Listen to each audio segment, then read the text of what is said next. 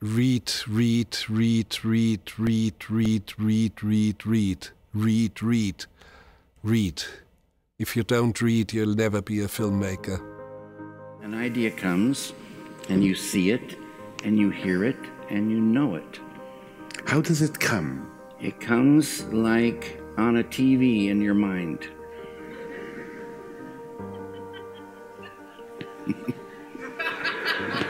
I think it is good. If a young person wants to express themselves and take a video camera and go out, they're going to find that they have to frame the image.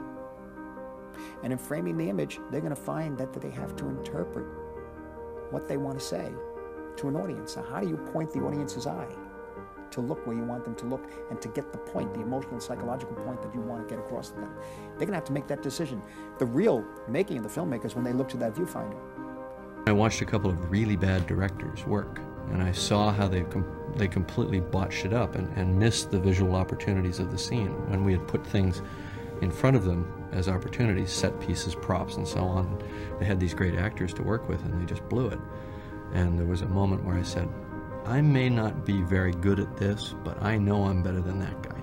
And that was kind of a critical moment, because when you realize that you can at least be better than somebody else who's already doing it, then you can visualize yourself doing the job. What I've learned is that the stuff that I got in trouble for, the casting for The Godfather or the flag scene in Patton, was the stuff that was remembered and was considered really the good work.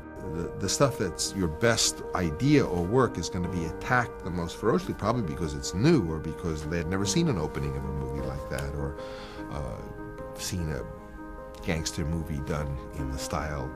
So you have to really be courageous about your instincts and your ideas, because otherwise you'll just, knuckle under and change it, and then things that might have been memorable will be lost. Life is more sensational. I would say that, how does one describe drama? Drama is life with the dull bits cut out. About something I said, when a journalist asked me years ago a question I really couldn't answer.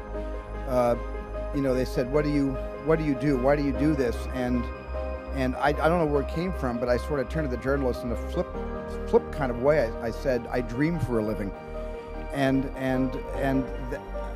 Years later I realized, well, that's exactly what I do. I dream for a living. Desiring an idea is like a bait on a hook. Yeah. It can pull them in. And if you catch an idea that you love, that's a beautiful, beautiful day. We don't really fill a pressing popular need. We try to create it. And if we didn't love movies as much as we do, if we weren't a little crazy on the subject, there wouldn't be any movies at all. What I kind of learned early on is that that your voice is as important as anyone else's. Now, you may not always be right, and you shouldn't be cocky about it, but that there's a kind of, I felt like I needed to learn that the ideas that I had were as good as anyone else's ideas. Be a director. Pick up a camera, shoot something, no matter how small, no matter how cheesy, no matter whether your friends and your sister star in it, put your name on it as director. Now you're a director.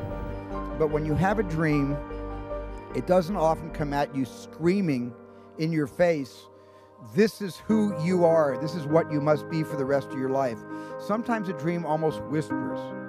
And I've always said to my kids, the hardest thing to listen to, your instincts, your human personal intuition, always whispers, it never shouts. Very hard to hear.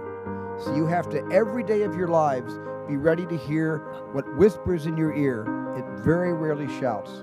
And if you can listen to the whisper, and if it tickles your heart, and it's something you think you want to do for the rest of your life, then that is going to be what you do for the rest of your life, and we will benefit from everything you do.